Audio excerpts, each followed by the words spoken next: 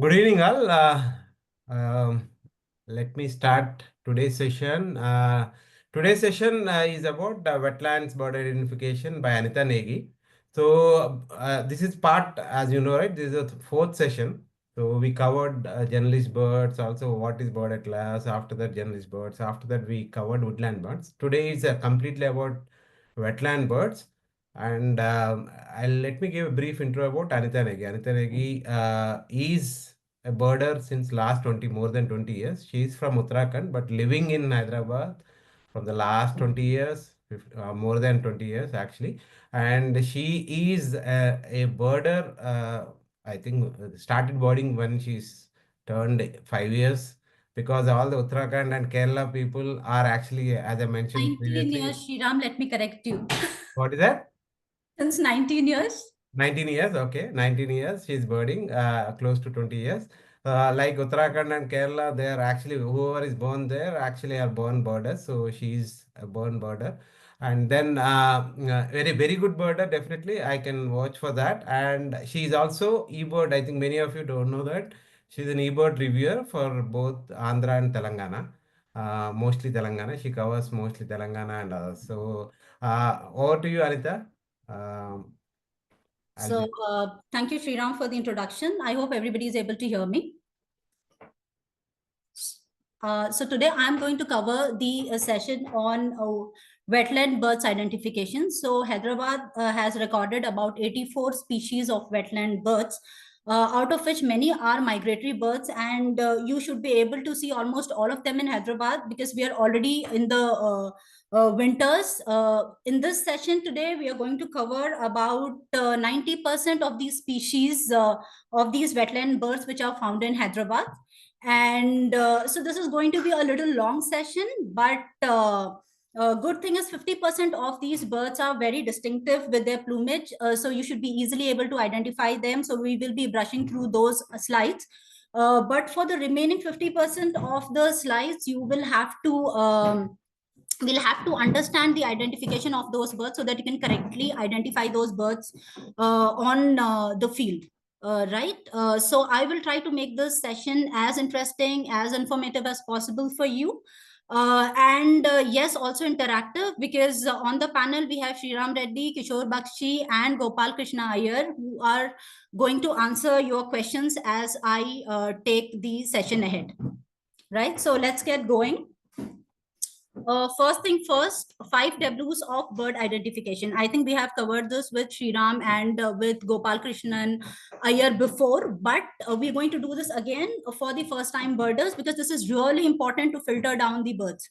Most importantly, what is the size of the bird? When you're on the field, you need to understand the size of the bird. Last time we had said that you can have certain parameters like the size of a sparrow, a myna, a crow, or a duck.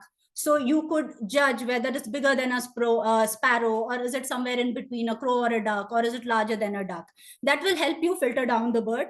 Next is, what is the color of the bird? You know, when let's say you could say that the bird was entirely black and it had no other colors on it, or a bird was white and pink kind of thing. Then what was the bird doing? Bird behavior is really important. Let's say for wetland birds, you could say probably the bird was around the mud flat and it was running around and stopping, or it was just taking off suddenly and sitting, or it was just probably a little bit in the shallow water and probing the bill into the mud flats or something like that. So the behavior will really help you filter down on the wetland bird. Then next is, where did you see the bird? The habitat is really important.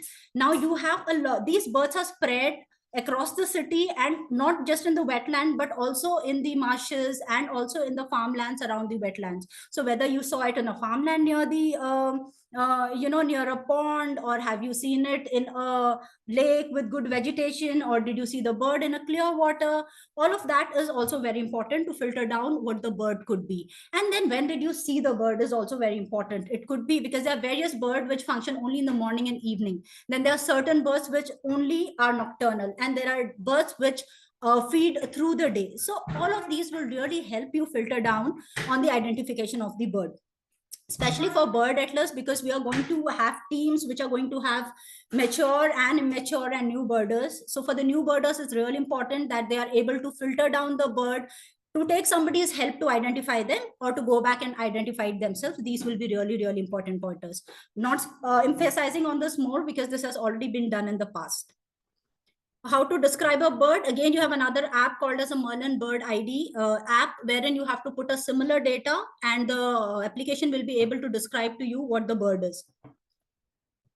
Note everything from head to tail. I don't expect you to take the entire download of this slide right now, but this is a very, very important page, because whenever this is, if your intention is not just to limit your birding to the survey of bird atlas, and you want to go ahead and have this as a passion, or have this as your hobby ahead, then you definitely need to know the various parts of the bird, because when you go through a book, it is going to talk about the bird in terms of its plumage. It could say that, the head of the bird was so and so color, the crown of the bird was so and so color, the rump was so and so on and on. So you need to definitely go through it at a later stage.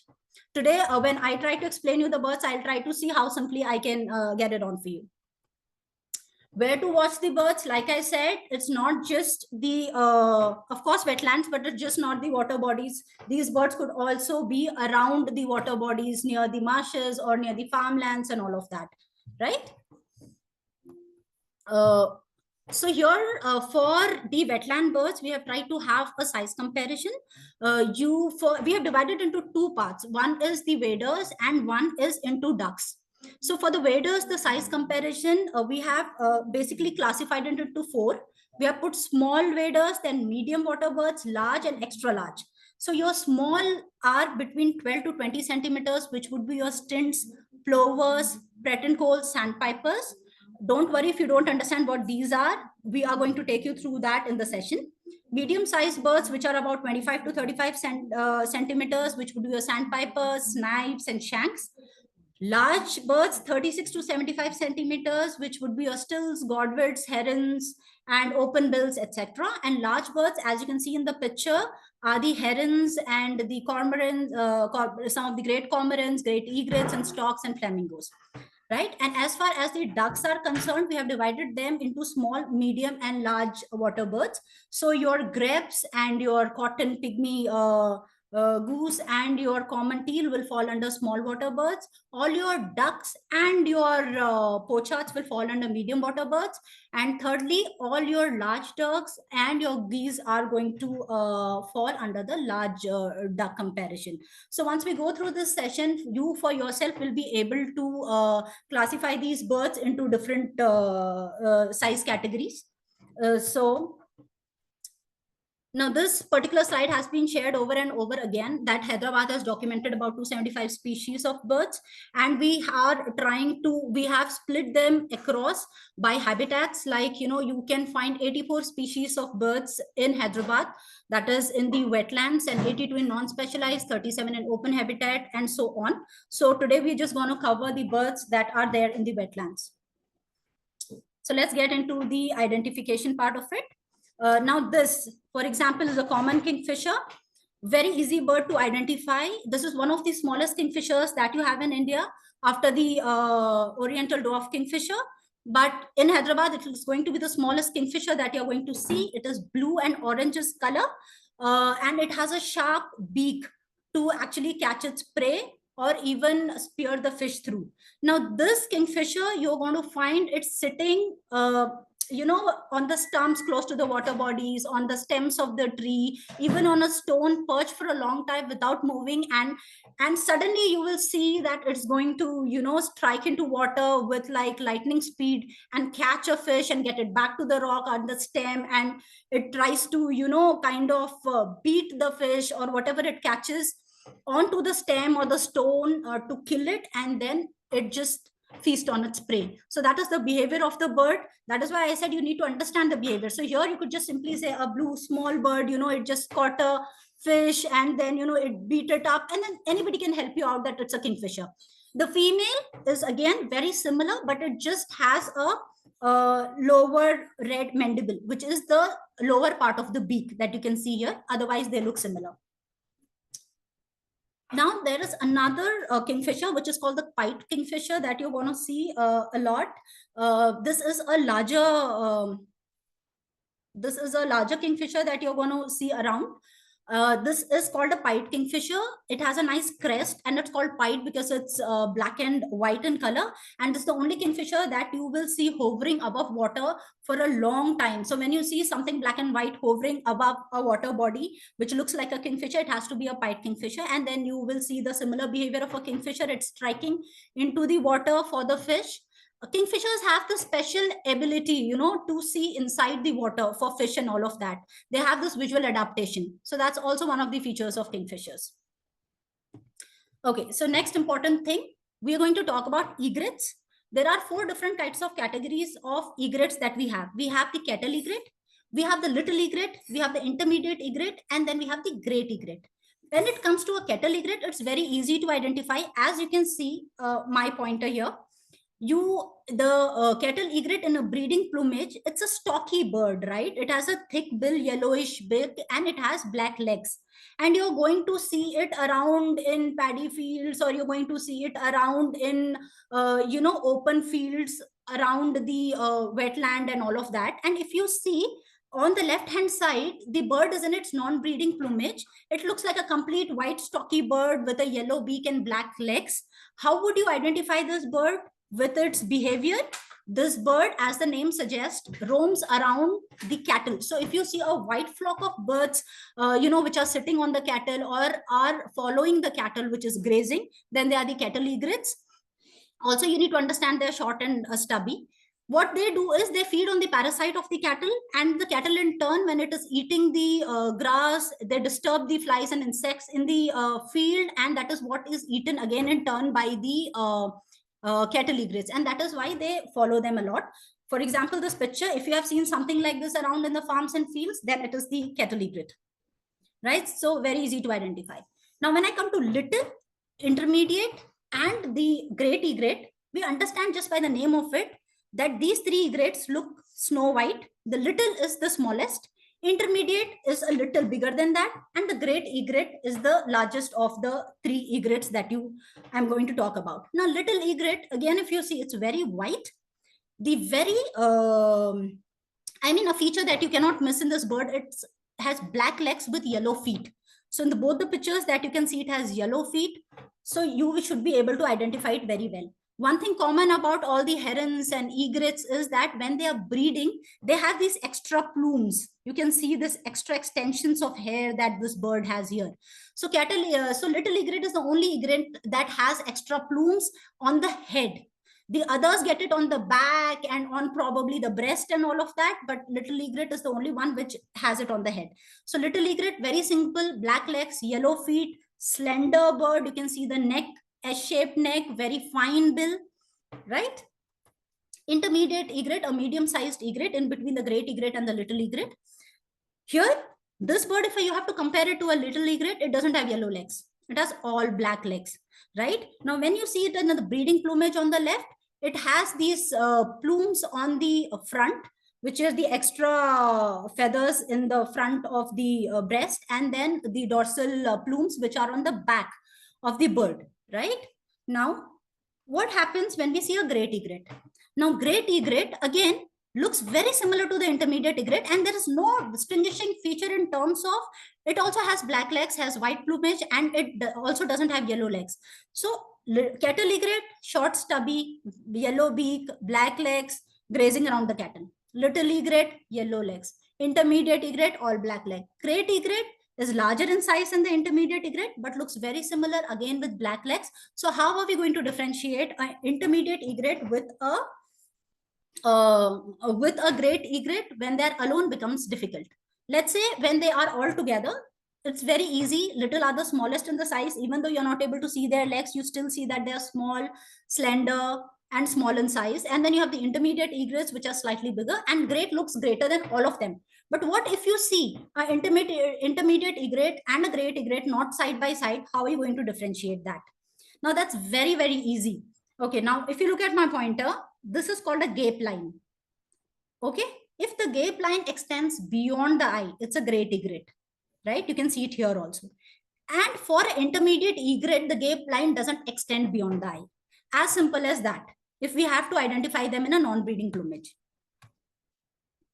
So this is how you're not going to remember all of this, but this PPT will be accessible to you and you should be able to go through it again, and you will be definitely able to identify these birds on the field, right? So this is about egrets. Then coming to herons, Indian pond heron is again a very, very common bird that you're going to find around in ponds, and you're going to find them close to your house, near tanks. You're also going to find them near water bodies. Normally they are solitary. Sometimes you can also find them in large flocks where food is available in good number. Very easy to identify, yellow legs, overall brown bird streaked with brown, and this is a very common bird. If you just look around water bodies, you will definitely be able to spot one or two of them instantly. On the breeding plumage, very again, you can see the extended plumes on the head and on the back. You see a chestnut brown back, and then you have the rest of the body is buff. If you see it in flight, the wings are white. You should be able to see those striking white feathers, and you should be able to easily identify this bird. It's just about practice. It's for the newcomers that as and when you just start going out to the field, you should be able to identify this. Another heron that you can see is a black crown night heron. Very easy to identify. It's a nocturnal bird. It has a striking black crown. It has a black back. It is in contrasting the gray wings and the white underbody. They are nocturnal, red eye, striking red eye. You can see they are opportunistic feeders. They feed on everything. They can have a fish. They can have probably even a dead fish or anything that's dead, a bird, a chick, anything. They so feed on everything. Then you have gray heron.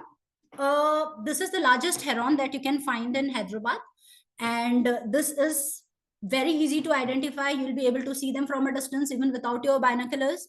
They are largely gray. They have a white face, and they have this black plume on the head. You cannot see the extension of that, but they have black plumes on the head, yellow legs and yellow beak. That is how a gray heron looks like. And again, they feed on variety of food that's available.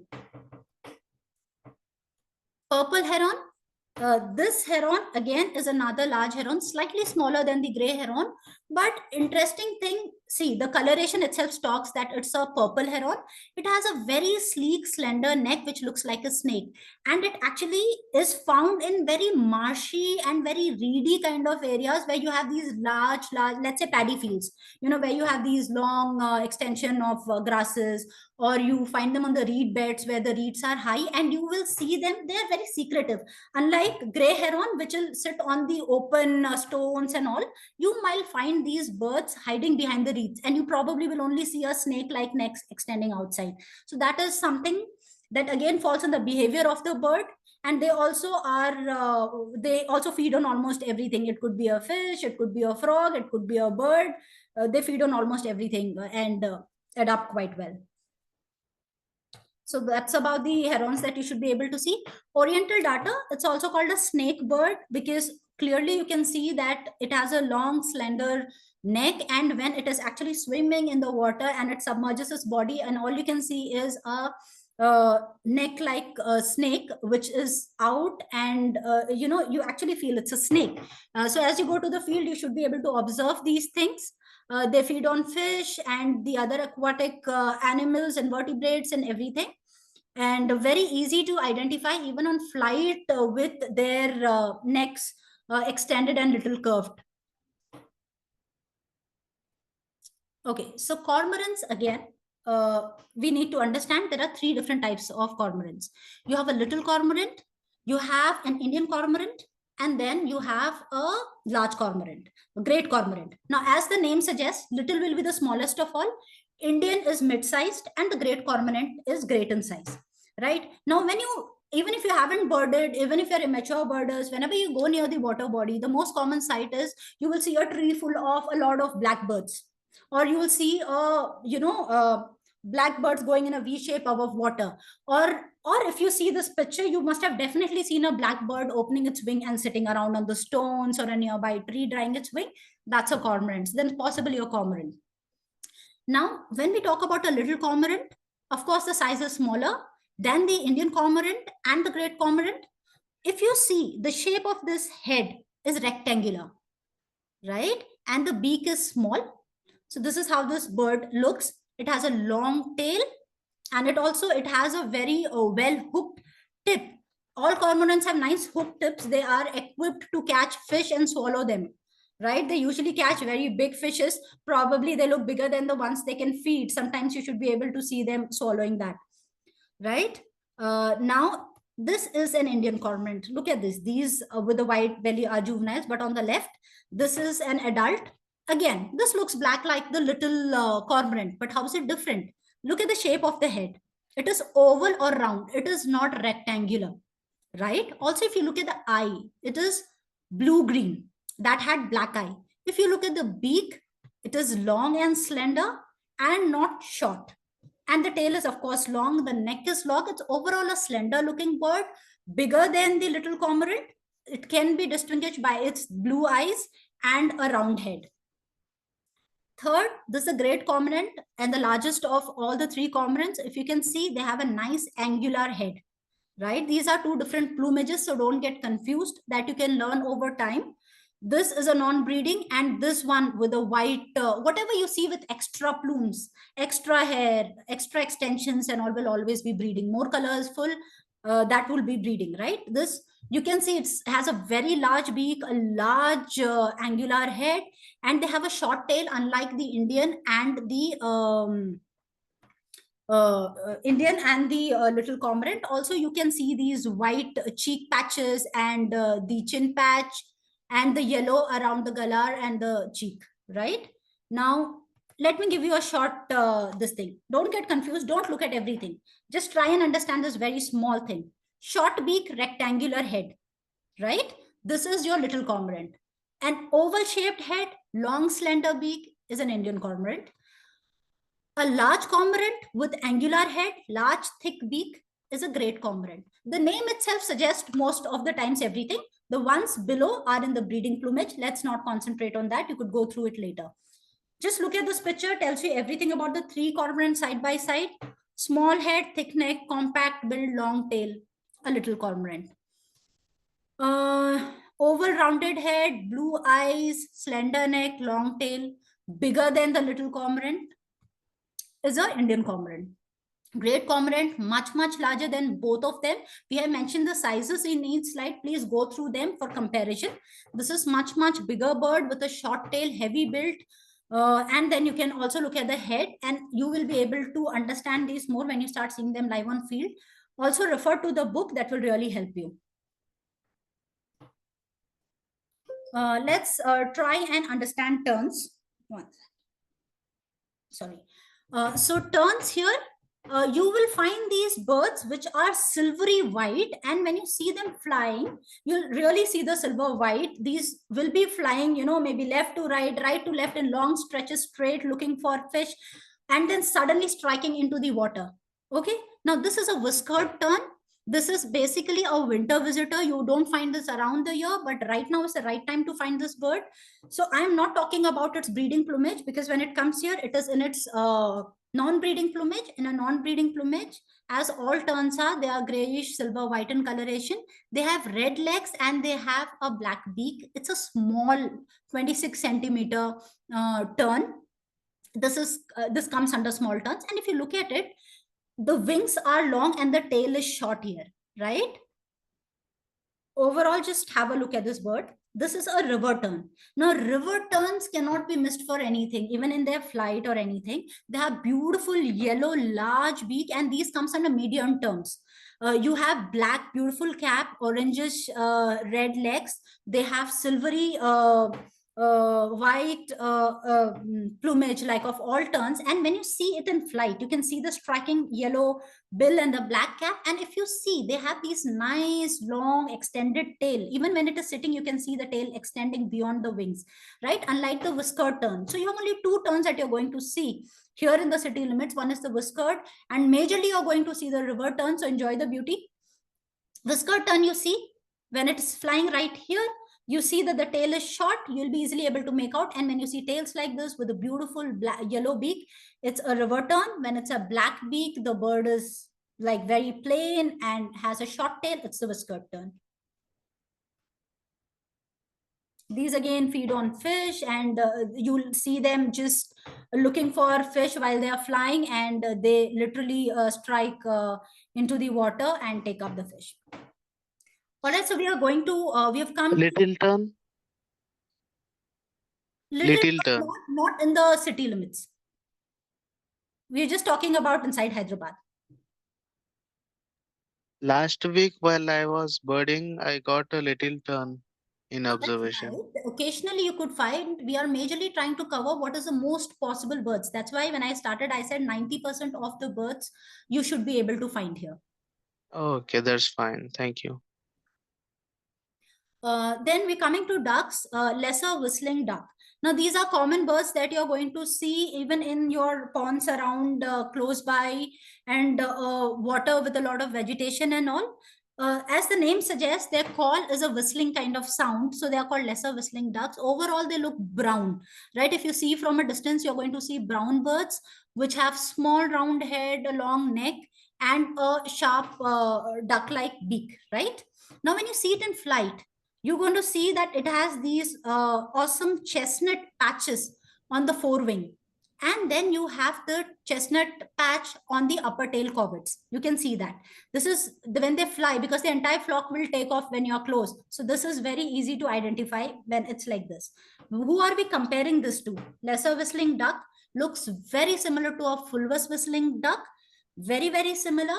Similarly colored, and all the features look the same, but you can see it's a slightly larger duck with a squarish head, right? It has a bigger beak, and it has these white flanks, which you can see here, and it has a whitish neck, right? And when it flies, you see that they don't have these huge bright white chestnut patches on the forewings. And if you see the tail, it does not have a chestnut patch, and it just has a white band across the tail. So if you see them side by side, this is a smaller duck, this is a larger duck, it has white flanks, this doesn't have white flanks. And when they fly, just look at this, should be enough. When they fly, you should be able to see that if the upper tail coverts are white, or does it have some kind of patch. If it has some kind of patch, it is the lesser whistling duck. And if the upper tail coverts are white, it's very clear that it's a fulvous whistling duck. Another 1 minute, 1 second. Host will take questions at the end. Whoever has any questions in between the session, please put it in the Q&A session. Do not interrupt the host. But there are people who is going to answer you in the chat session. And last, Anita will answer all the questions. So are they not on mute? So this is not a webinar, so that's the reason. No, they are on mute. They are on mute now. Don't worry. Oh, okay, they are on mute. Okay, fine. All right. So rest, everything is audible and everything's fine, right? Okay. So this is about the lesser and the fulvous whistling ducks, very similar looking ducks, but very easy identification pointers.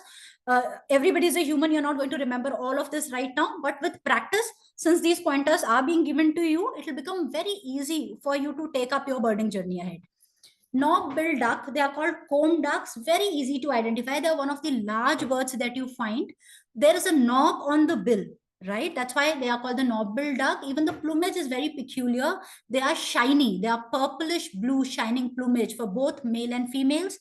Females don't have the knob on the bill, but they are otherwise white with black speckles on the head, right? So very simple for a knob-billed duck.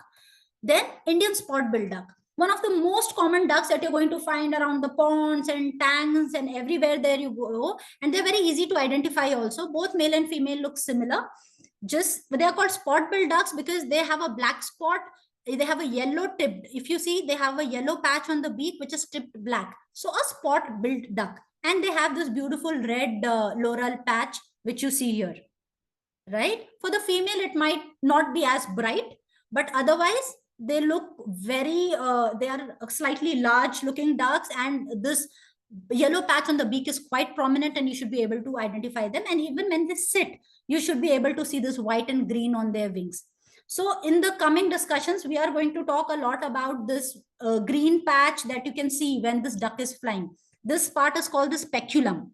Okay, we are going to talk about this. Speculum on the wing. So this will really help you in identifying the ducks.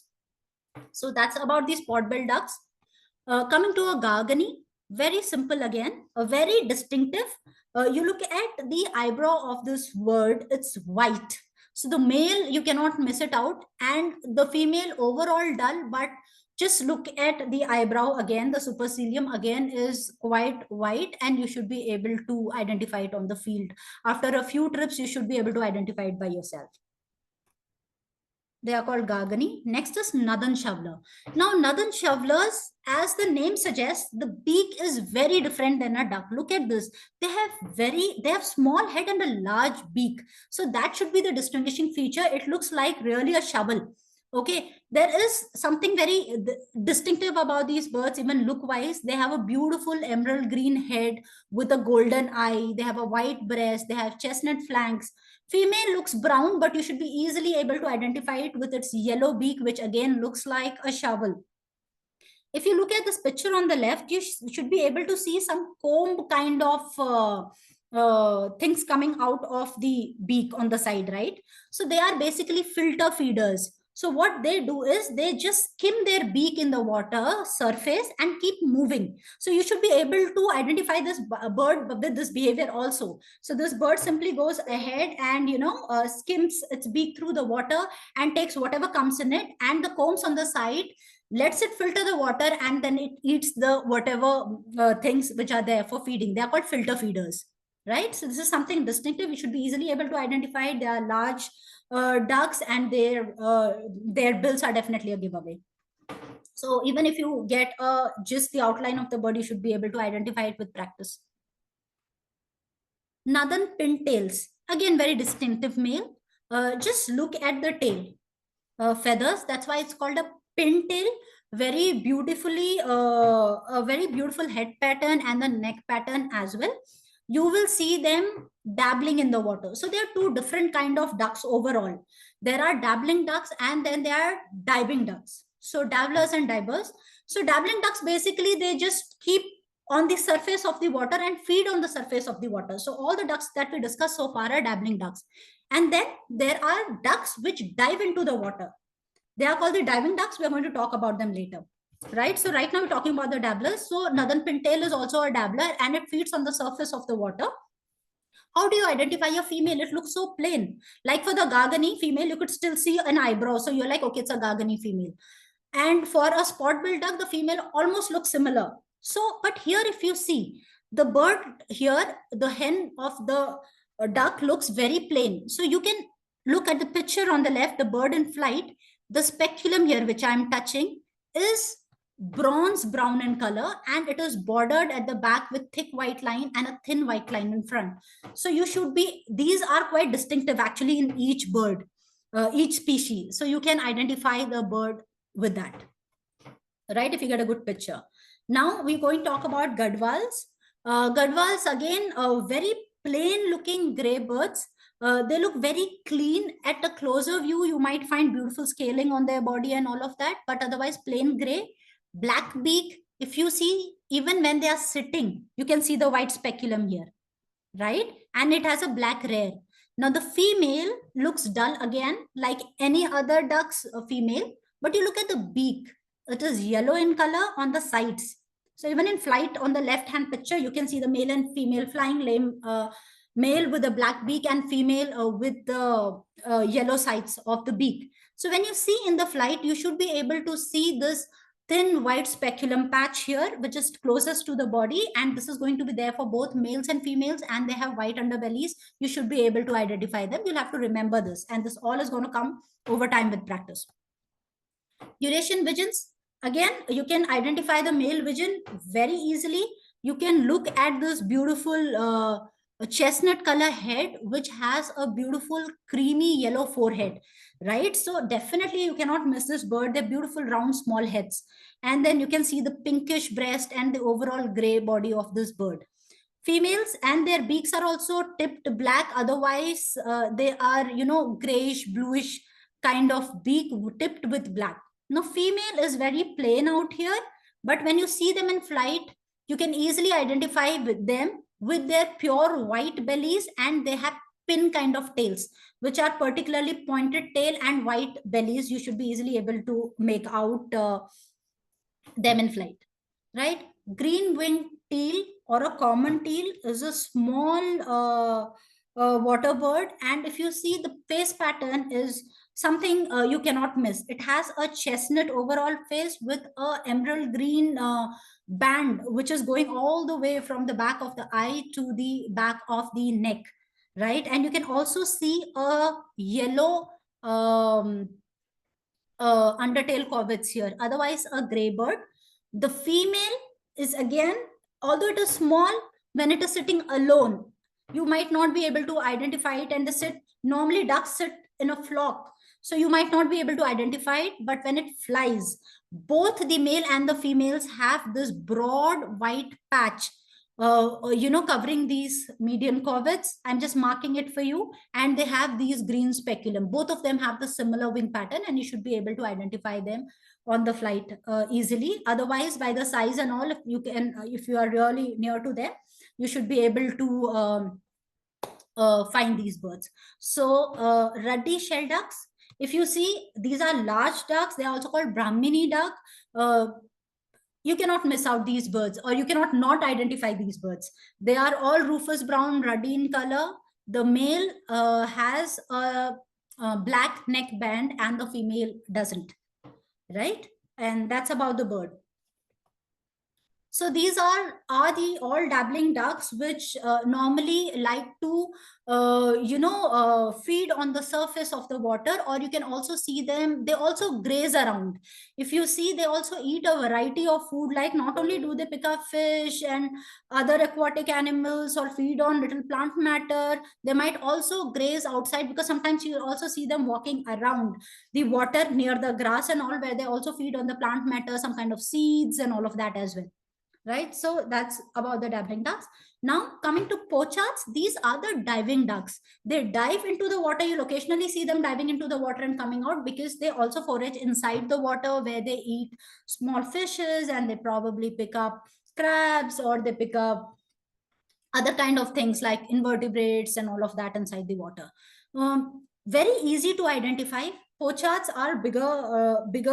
This is a bigger pochard with as the name suggests, red-crested pochard. It has a nice chestnut color head with a beautiful red beak, and you cannot miss this bird, right? Female looks similar in terms of, it's still distinctive. Although it is dull, you can see a beautiful white cheek patch over a dull crown. You can see this white patch with the slightly pink bill will help you identify the female around the male.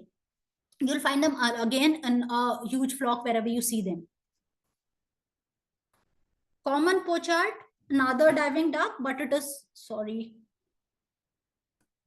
Yeah, but they're smaller than the red-crested pochards, which have nice squarish heads. If you see here, these have domed heads. And if you see the male, which is brighter, of course, has beautiful chestnut head. And then it has a black breast and a silvery gray back. Females look duller, but on the similar lines. You look at the beak, the slaty blue beaks, they are banded with that on the black beak. And like other pochards, they also have the red eyes, like the red-crested pochards, and you should be easily able to identify them in the water with their behavior as well. They keep diving into the water for their feed and coming out. And then you also have the tufted pochard, as the name suggests. It has a short tuft on the head, right? You can see it here. It's a very easy bird to identify. It's a black and white bird with a squarish kind of head, and it has a silver beak tipped with black. The female is overall browner on top. These both have beautiful golden eye. You will not miss this bird. This is also a diving duck, and it's called a tufted duck or a tufted pochard. Right, then you have the cotton pygmy goose. This is one of the smallest goose that you will find, right? And this looks very distinctive. They are cottony white, and the male has this beautiful blackish green, shiny kind of plumage. On the top has beautiful red eyes and has nice black collar. And the females have, they are dull. They are not, they probably brown, not greenish and all, but they have this nice eye stripe that you can see. And they're the similar sized. When they fly, you should be able to see the male has beautiful white band across the wings, and the female just have the white trailing thin edge that you can see. When you see them in the water, you'll be easily able to identify them. They nest on the trees, they fly a lot. You should be able to see them and should be able to identify them quite easily. Bar-headed goose, the larger ones, the larger ducks, birds that we were talking about, very easy to identify. Yellow legs, yellow beak, tip black. On the head, you can see the horizontal two black lines, a peculiar neck pattern, overall small head, large body, a typical goose body. And you can see them again. You will not only see them in the water swimming and feeding, but again, they are variety feeders. You will see them grazing on the grass around the water and eating the seeds and eating the plants, shoots, and other things. Little grebe. Okay, this is one of the smallest water birds that you're going to see, which looks like a duck but is not a duck.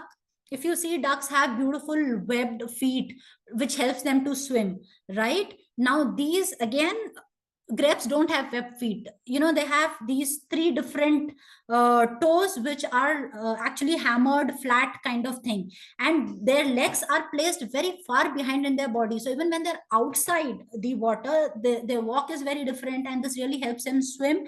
They are in the water most times. Most times you'll see this bird in the water, a very small duck-like bird which is swimming in the water, and by the time you even want to place it, it will be gone inside water for a long time. So these are nothing but grebes.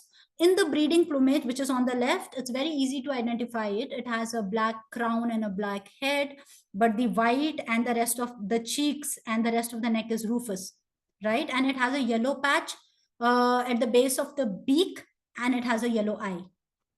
Non-breeding, on the other end, looks similar size-wise and everything, but otherwise it has a rufous wash instead of chestnut on the cheeks and goes down the neck, right?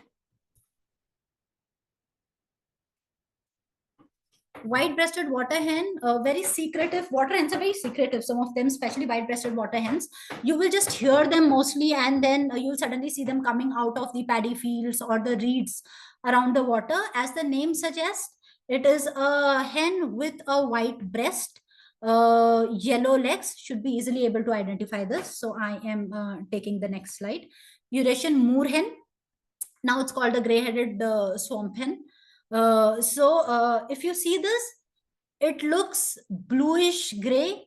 It looks I'm sorry, I'll come back. So sorry, this is a Eurasian moorhen, and you should be able to see this and easily able to identify it because of the purplish black shine and coat to its plumage. You should be able to see these white flanks which are there, white undertail coverts. It has a beautiful red beak which is tipped yellow, and you will see it foraging around or in water with water hens mostly. Any kind of water hen, you will find it in kind of habitat which is the water is not very clean but has a lot of vegetation around. Not only does it need that vegetation for hiding, but it also nests around, uses it for making its floating neck on the vegetation, where they make the nest on the vegetation which is rooted on the ground, right? And they join the leaves and then they put up the nest together. This is Eurasian coot. Again, very easy to identify. It's a completely black bird with a white beak and a white head shield that you can see, a red eye, and you will constantly see it going around the water. One of the most common things that you're going to see. Taking ahead, gray-headed swamp hen, sorry. Yeah. So now this again is very easy to identify. This is a very beautiful looking bird, which you'll not only see in the water or around the vegetation in the water. You'll also find them in paddy fields or sometimes also outside grazing along with the cattle egrets or around them a little bit away from the water. These are not very shy like the other, water hens. And this is quite open, not very secretive.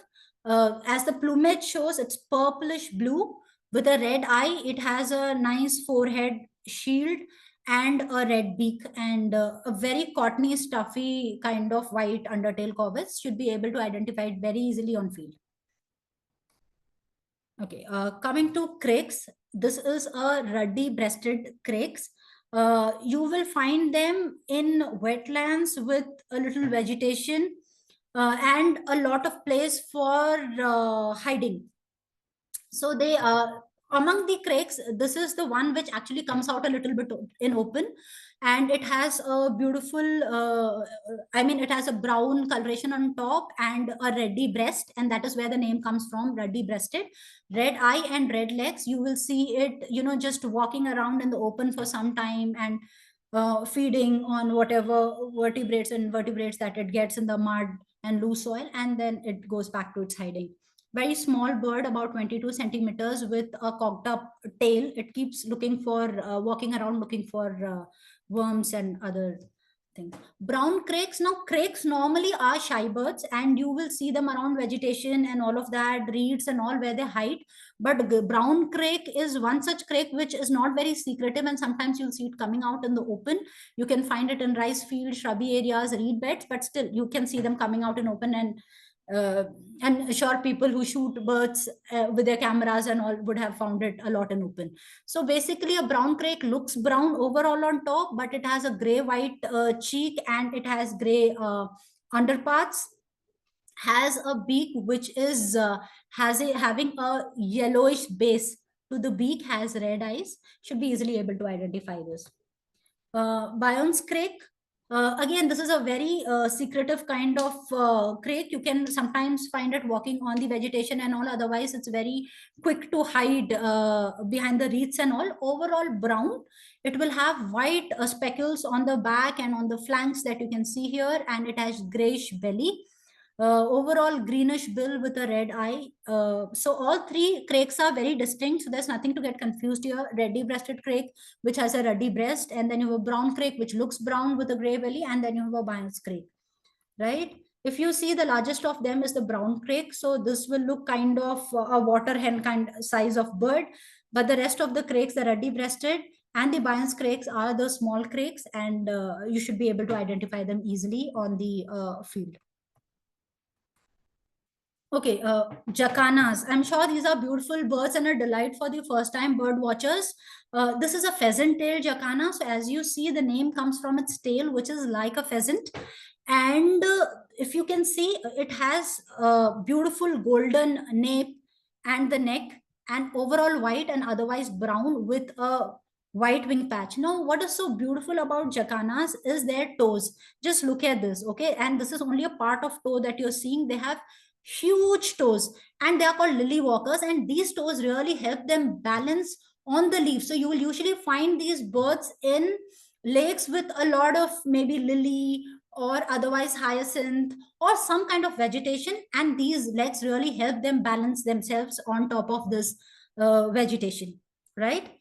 Pheasant-tailed because it has a tail like a pheasant. Another jacana that you're going to see is a bronze wing jacana, and definitely the names come from its beautiful bronze wings, right? So definitely there's no confusion between the two jacana, so I'll not go too much in detail with it. But on the left, I have taken a shot to just show you how the toes of jacanas look like. They're very distinctive.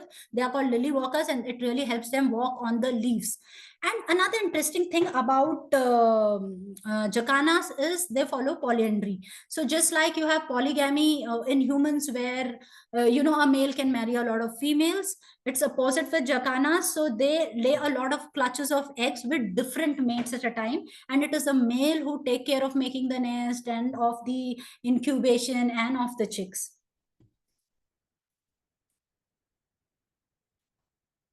Greater painted snipe. For those of you who have seen snipes, this is very unlike snipe. Other than the beak, these are very colorful ones. The difference here, again, I don't have to describe the features here. It's very distinctive. It has a long beak, which is rounded in front and little down curved. Here, the female, usually all your males are more colorful and attractive, but here your female is more attractive than the male.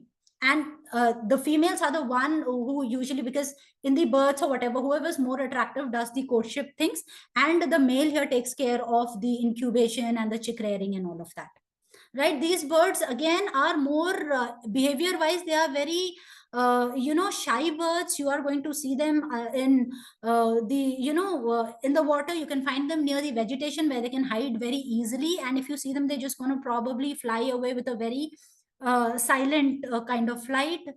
Crepuscular birds, which would mean that they are majorly active in the morning and in the evening kind of time, is when you can expect to see these birds. That is why when we say you filter down your birds, so when you say that, you know, it was a snipe kind of bird, and then we saw it during this particular time of the day and were very colorful, it becomes very easy for you to filter down these birds and get. So that's why the behavior, the habitat, the timings, the size, the color, everything matters.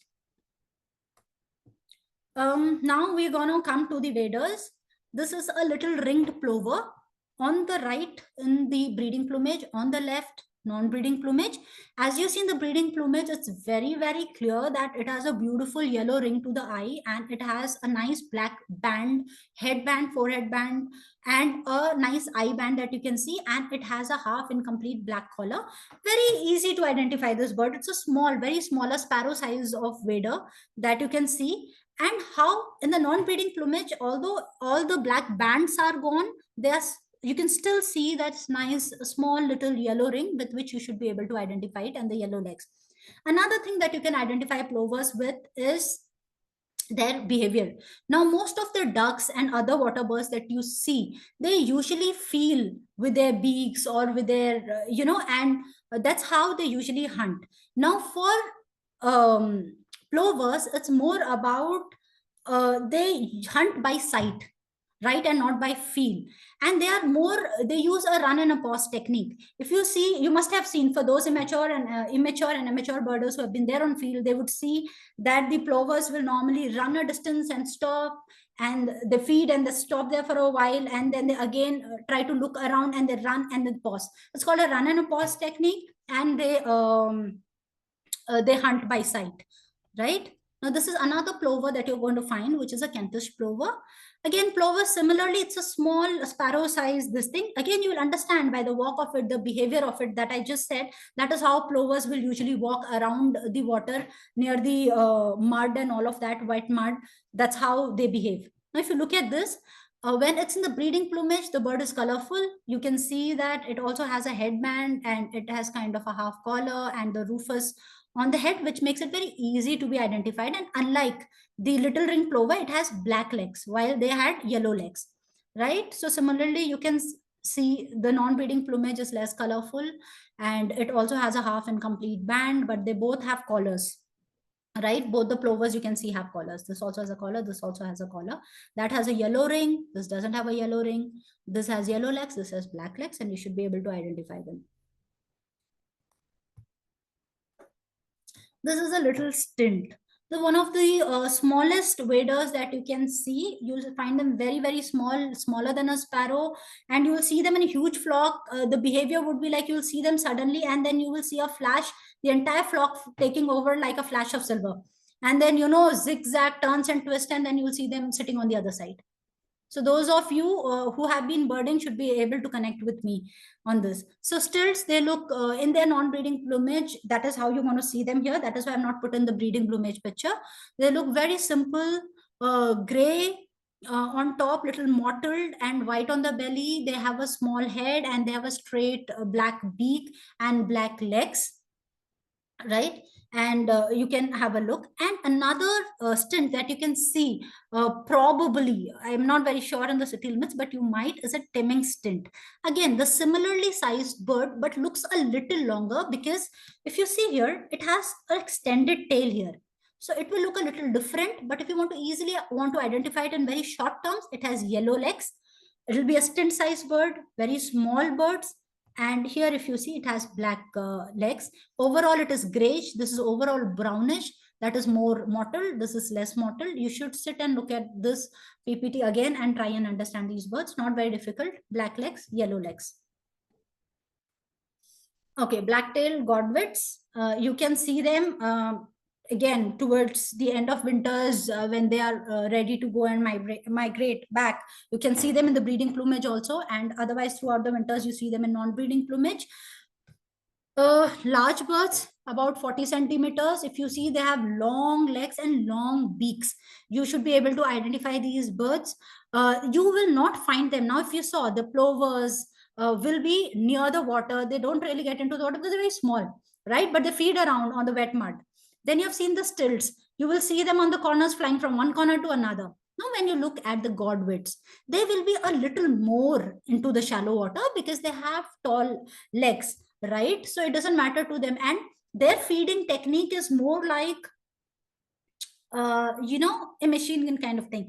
So what they do is they completely submerge their head into the water sometimes, and then they probe into the water at great speed, like it would be around 36 times in a minute that they probe. They also drag their feet on the mud and the water and try to pull out whatever invertebrates or snails or whatever they can get in the water and feed on them, or directly through the bill. It's a feel through the legs and the beak that they feed with.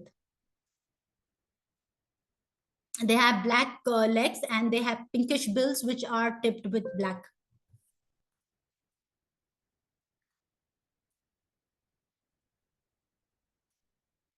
Okay, rough. Now, this bird is a medium-sized bird. I'm not put in the breeding plumage here. Otherwise, the breeding male is very beautiful and it has a very beautiful breeding plumage. Probably later on, you should just try to Google it out for you. But for a non-breeding plumage that you will see, it has a very small head, no eyebrow. If you see a very plain face, short neck, and if you see, there are lots, it has a very different pattern on the back. Like you can see, it literally looks like a flower on top. Right, to put it in simple terms, it has yellow legs and a short down curved beak. You should be able to identify this. And do look for a rough male. Sandpipers, yes. Sandpiper, if you see, now this is a common sandpiper and also very common. When you see this, it's very easy to identify it as a beautiful chocolate, like, when you look at a bird and photograph it or see it, you'll be able to see this very chocolate kind of feel you get. That's the feel I get when I look at it in very layman terms. It looks very chocolatey, and then it has this very fine pattern on the top, and it has a long tail, and it bobs around. It keeps moving its head up and down, and the tail also up and down. That's one of the characteristic feature of this bird, and it takes off and quickly goes from one place to another. It has pale legs and pale beak.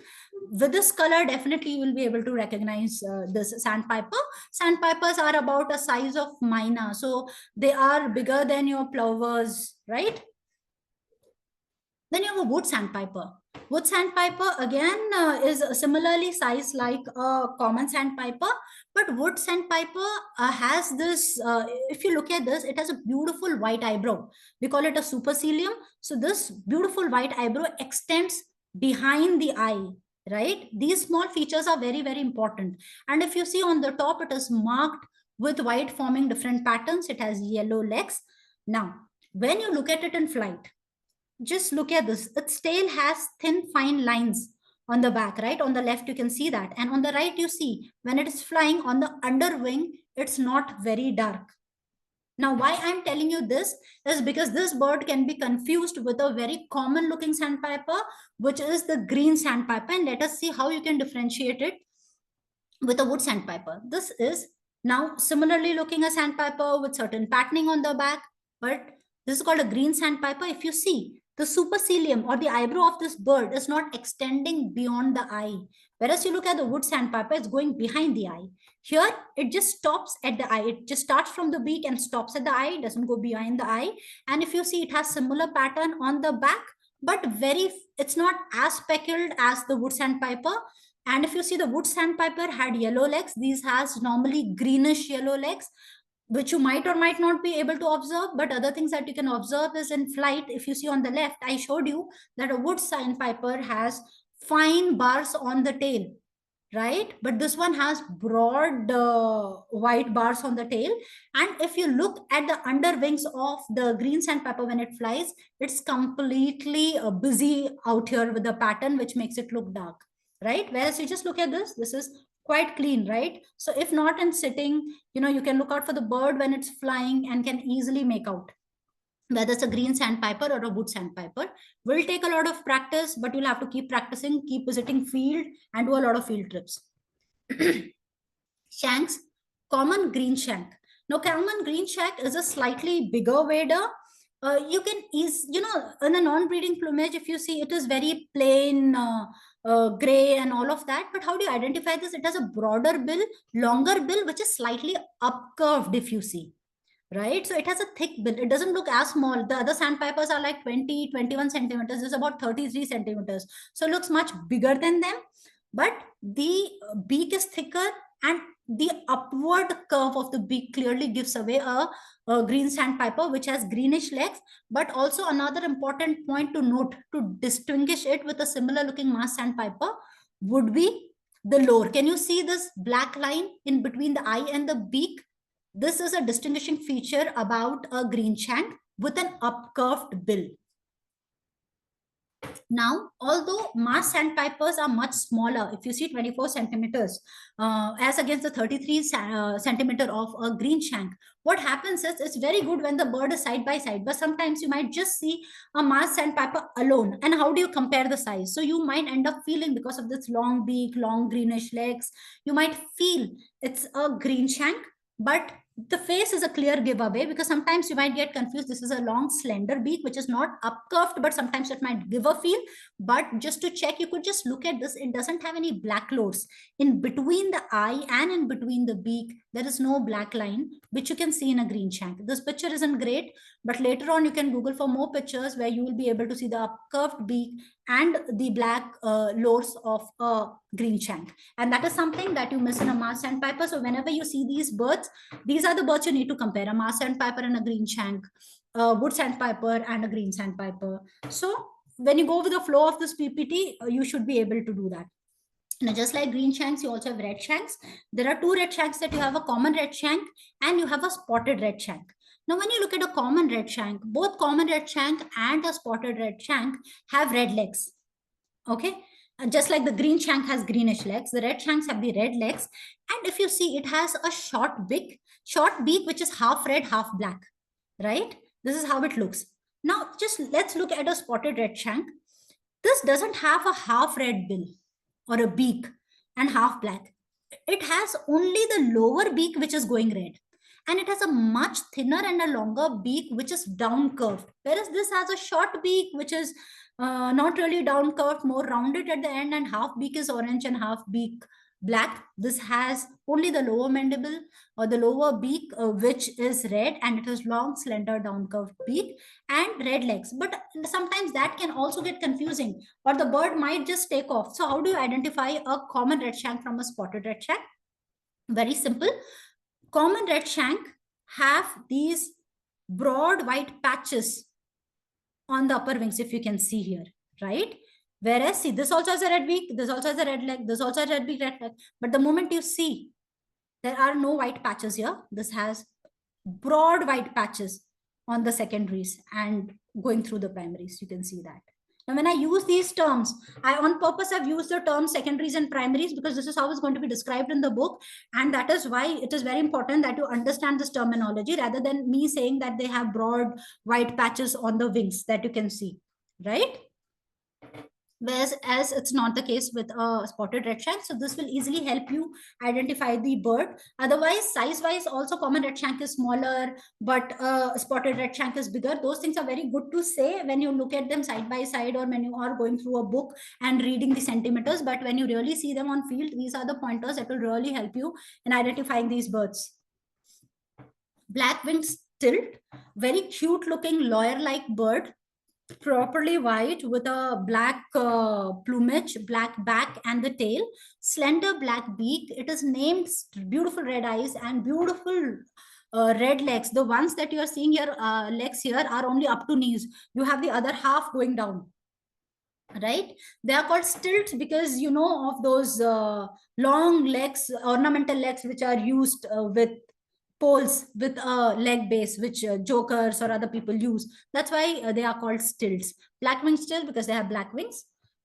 Beautiful looking. Now again, you're going to see them in a little shallow water, because the ones with the longer legs feed on slightly inside the shallow water. They take advantage of the surroundings because all of them do not feed at the same place, because there are so many waders. When you go out on the field, you will see some of them will be feeding on the mud flat, some of them will be just feeding near the edge of the water, some with the longer legs will be in the shallow water, and the even bigger ones like, you know, your herons or your flamingos, you can see them deep inside also, depending upon. And that is why we say where the bird was. What was the bird doing? Was it in shallow water? Was it in very deep water? Was it on the sides? Now this is a spot-billed pelican. As the pelicans are huge birds, 140 centimeters. If you see, pelicans have this beautiful pouch. If you see the lower beak, they use this as a net to catch the fish, and then they filter out the water and feed on the fish. Now, if you why spot-billed, there are various pelicans. This is one you are going to find in Hyderabad. You can see them in Aminpur Lake, and you can see them fly in areas around Aminpur Lake in Hyderabad. It has spots on the beak, hence a spot-billed pelican. The beak of the bird is called a bill, and quite distinctive. You should be able to, cannot miss this bird. Ibises, two common ibises that you're going to find. One is the glossy ibis and one is the black-headed ibis. Glossy ibis is the smallest of the ibises that you can see. They are very beautiful, shiny, purplish, bluish, greenish in their plumage. That's why they're called glossy. They have a peculiar beak size. They are big-sized birds, 57 centimeters, even though it's the smallest ibis, but it still looks large, and you can find them in paddy fields, you can find them in open farmlands, you can see them in marshes, you can see them in water bodies, right? And they feed, again, variety of feeds, opportunistic feeders. You'll see a frog, you'll see a snake, you're gonna see a chick, you're gonna see them feeding on the rice, you're gonna see them catching a fish. So everything almost, right? So the very peculiar thing about them is the sickle-shaped long beak that they have. And this is a black-headed ibis, the clear giveaway from the names of the birds. The head is black. It is bigger, much bigger than the glossy ibis, 57 to 71 centimeters. And again, you find ibises in good flocks. And you will also see them flying in V-shape in the evenings when they go to roost, or in the mornings when they're going to their habitat. You will be able to find them, and they will nest along with the other herons and egrets and all on top of the tree nests and all. You will be able to see them around like that. This down curved beak and on the paddy fields will definitely be a very clear giveaway for the ibises. Eurasian spoonbill. The beak is like a spoon. It has a spatula kind of beak, hence a spoonbill. Now, if you see them in flight, see, when you see them down, it's quite easy to identify these birds. And since you see the plumes and extended feathers, you can clearly make out that this is in a breeding plumage, right? Now, when you see them in flight, sometimes a spoonbill might just fly away, but you might just confuse it with an egret in flight, which are also snowy white. How do you differentiate them? So when in flight, a spoonbill has a nice extended neck when it flies. It does not. So normally when the other egrets and herons, when they fly, they have a S-shaped neck. They curve their neck like a snake and they fly, whereas spoonbill goes ahead with extended neck. Asian openbill, as the name suggests, the beak is open. It's a stork. It's a large size stork, overall gray and black. And you just look at the beak, you can again find them nesting along with other herons and egrets on the trees with the same stick kind of nests and all of that. And the unique shape of the bill is what gives its name, and what it does, it usually keeps its beak underwater. And this kind of beak helps it in picking up the prey really quickly. So describing the bird is very important, because most of the birds are named after their description, right? So if you say you saw a stork-sized bird and then it had a gap in the beak and it's a gray bird, clear giveaway, whether it was in a tree or it was in the water. This is another stork which is bigger than Asian openbill, which is a painted stork. Painted storks are named after its pink color on the tertials. So look at this picture which I've shown on the left, if you see this pink feathers at the back, these are the tertials. So on the tertials, the pink color gives the painted stork its name. And otherwise, it's a very plain white and black bird with slightly pink tertials and with a bald face, which is yellow, and long down curved beak. Pink legs, you cannot again mistake this stork for anything else. Use this field guide in case you want to extend your passion beyond the bird atlas. This book is what will help you with the description of all the birds, and it'll not only talk about the birds in Hyderabad, but in the Indian subcontinent, talk about whether they are residents, whether they are winter birds, and I'm going to talk in detail about the birds, and will help you also identify the birds with their plumages. Merlin Bird ID app, we have spoken about this in the beginning, and eBird, of course, is very, very important for you to collect the data of all the bird. Now, all the birds that you're going to see for the bird atlas or the Asian waterfall census that is being spoken about, all this data is going to be put up, all these checklists are going to be put up, and all the maps in the book that you're getting are also coming from this data, right? So whether this bird has been, let's say, coming in all the winter seasons or not, and all that data, it helps in making those maps. It helps in the IUCN status of the bird, depending. So all of this data is really important. So yes, so I think that's about it. And yeah, I think we're done, Shriram, right? Yeah. So thank you, everybody. Yeah. Mustafa has raised his hand. Okay. Let me unmute him.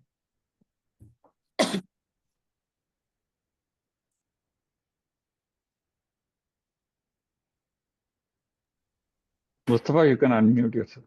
Yeah, my question is that, you have a very broader classification, like, okay, these are terns and these are ducks and these are waders. And sometimes the name doesn't even mention that. So how does that happen? How do you know what is a wader and what is a duck and what is a stork? A very basic question, sorry, but No, this is perfect. See, all of these are overall wetland birds. Okay, the ones which wade through water are waders. Ducks are very peculiar. You can see them, right? They are, like I said, they'll be normally, swimming above the water. So you can clearly make out. Waders are all the birds which are wading the water, near the water. They're all waders. And they're all mentioned in the book. Are you a new bird watcher, or you are have been birding? no, I'm new. I usually find wetland birds very difficult. So So that's what I woodland said. birds, Now that you go with this understanding, you understand their habitat and understand what they're doing, you'll be easily able to, because the sizes of the stock is different, the way ducks look are different, the way waders behave is different, right? So that is why I was emphasizing a lot on the behavior of the bird. So you'll be easily able to identify. You just have to do more field trips. Like stocks look really different. You cannot confuse them with a duck.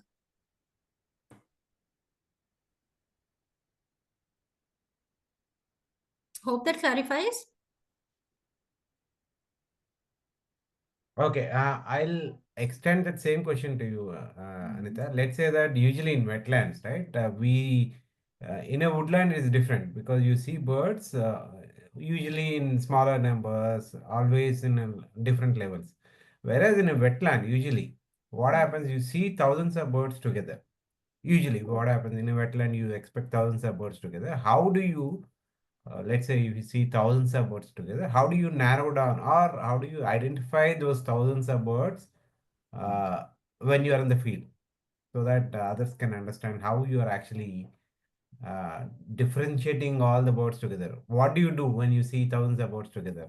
So again, see, you need to understand, you have to answer again those 5 Ws. You just need to Yeah. see the birds. You need to see what the bird is doing, where the bird is, Yeah. what is the behavior of the bird, and you'll be able to make out that this is a wader, okay, wading near the water. That is why I was not just talking about the identification of the bird. I was also talking about the behavior and how it is related to different Ws that we have been talking about. Right? So Yeah. just go through that and just follow that like a Bible in the beginning, and after that you'll be very easily able to, like I said, something wading through the water, and or you can say something on the mud flat running, like that could be a plover. You see something on the trees, would be a stork or a heron or an egret, right? And then again, we have specifically split how each and everything will, I think, come through with practice, but you definitely need to follow the W's to understand this. And it'll definitely take a lot of practice. And over time, it's going to get easy.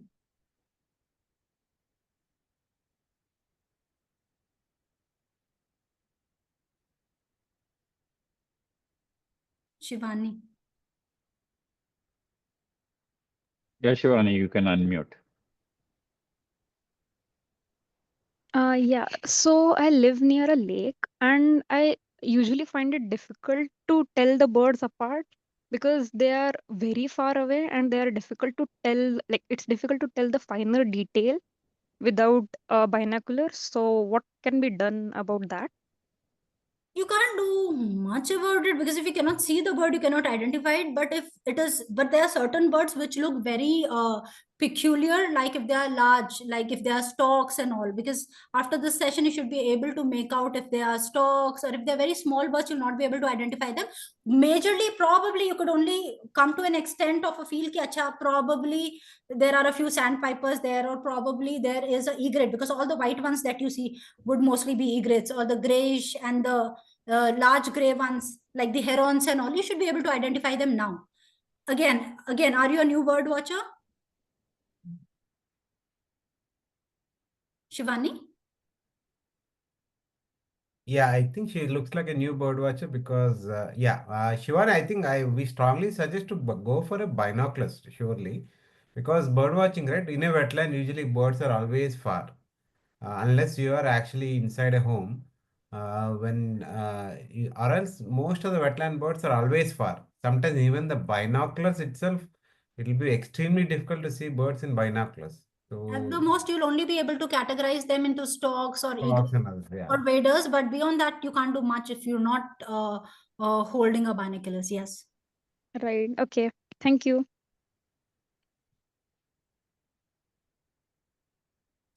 Anand. Anand, unmute. Hi, good evening. I'm confused with shanks and sandpipers. Mm-hmm. Was there any key difference? Very glaring differences. Yeah. See, for the red shanks and all, you can clearly see the red legs, which is not the case If with. the legs are submerged.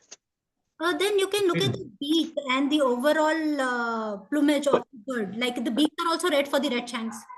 Okay, and but the green sandpipers. The legs, the green shanks are greenish. Okay. Okay. And the beaks, any difference between the beaks of sandpipers and shanks?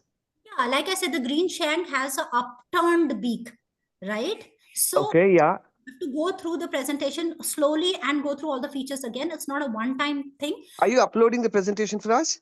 Yes, Is that- Anand, Yes, By we when? will. By when can I see this? Because I'll start doing my homework. Yes, So then Anand, is it the first session you are attending today?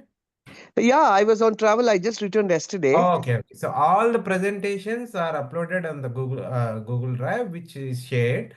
We'll Okay. again share it after the session. So all the Wonderful. presentations, videos are there in YouTube channel. Do follow the videos and also the Wonderful. presentation. Okay. Done. Thank you so much.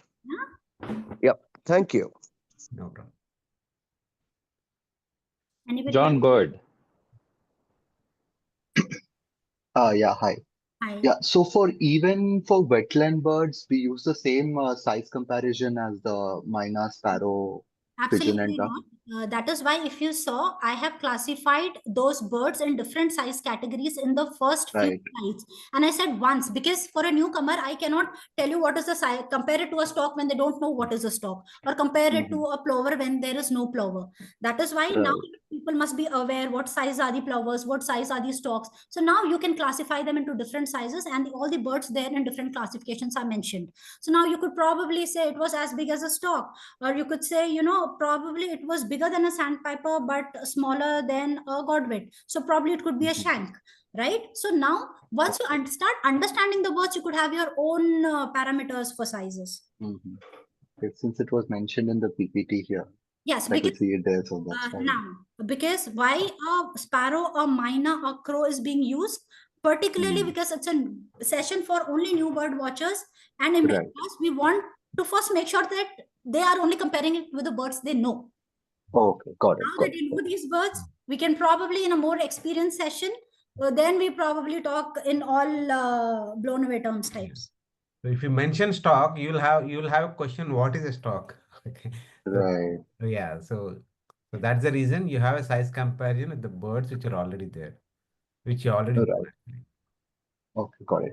And just another question. So, for most of the ducks that you have shown, the diet that they have is plantain seed. You mentioned that. Content So, has been mentioned, but uh, it is to overall segregate it. Otherwise, ducks eat a variety of foods. Not only correct, correct. plant matter, they also eat fish. They also eat crustaceans. They eat mollusks. They eat invertebrates, insects, so many things. Correct, correct. So I had a doubt there. So yeah, yeah. All right. So diet, Also, yeah, diet yes, yes, go usually on. what happens was the majority of diet, what they're eating, not like they're restricted only for that, John. So it can eat, let's say that sometimes, right, when they change the place, diet also changes. Sometimes Mm. egrets in India eat something, when the egrets in other places can eat something else. That is also possible. They also eat different in different Different. seasons. So the breeding season, non-breeding Oh, season, Yeah. based on availability where they are, because they are not even at the same place during their breeding season and non-breeding season and all of that, right? So a lot of things changes, and it's not possible to mention everything. That is why, even though that was written in my hmm. talks, I was trying to cover up as much as possible on the habitat and on the feeding and on their behavior. Got it, got it. I see it gets more complicated than this. So, okay. Yeah, see, it's a Yeah, one-time thing. It's a lifetime passion. You have to right. observe the bird, learn the bird, read the book, read 100 of the articles. But over time, it'll just be fine, I think. Got it, got it. Yeah. Final question for me. Do we have skimmers in Hyderabad as well? Like Not yet. river terns I've seen. Okay. No skimmers right now till in Hyderabad. Okay. Hmm. But you'll not be confused when you see a skimmer and a river tern. That is for sure. Okay, okay. Thank you. Thank you. Anybody?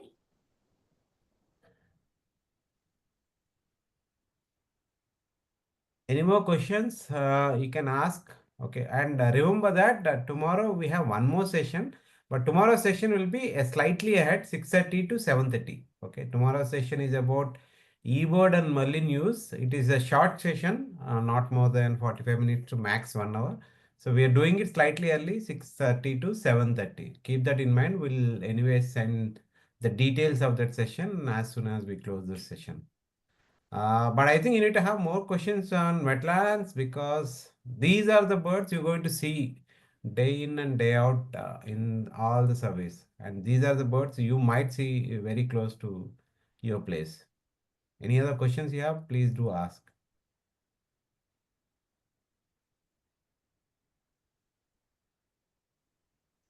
Okay. Looks like we don't have any questions. Okay, so the presentation will be shared with you as soon as the session ends. We'll share it, but the video will take time. Maybe by tomorrow we're going to share the video.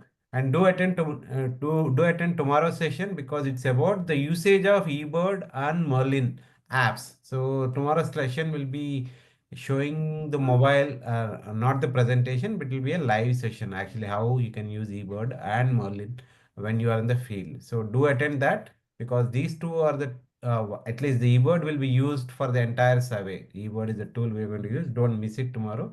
But anyway, if you are busy with something else, probably you can see the recordings. Okay. One more And question we have in the another Q&A. important thing that I would like to share is, since this presentation was for the first time bird watchers and immature and mature bird watchers, we have shared very basic pointers which would help you identify the bird on the field. So definitely make sure that you at least know these are the most basic of the pointers that you need to know to find the bird. So I've tried to put that there. But other than that, there are a lot of features that you can differentiate one bird from the another. But make sure that this is the least that you understand before going to the field. So do go through the presentation, do go through what has been spoken or seen. Yeah.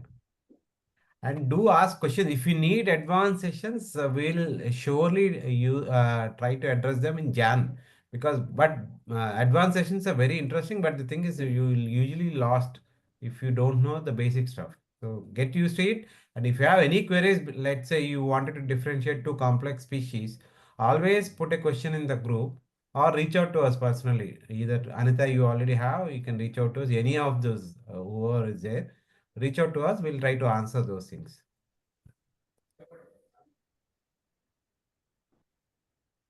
I'm okay. No further questions. I'll stop the recording right now and we'll wait.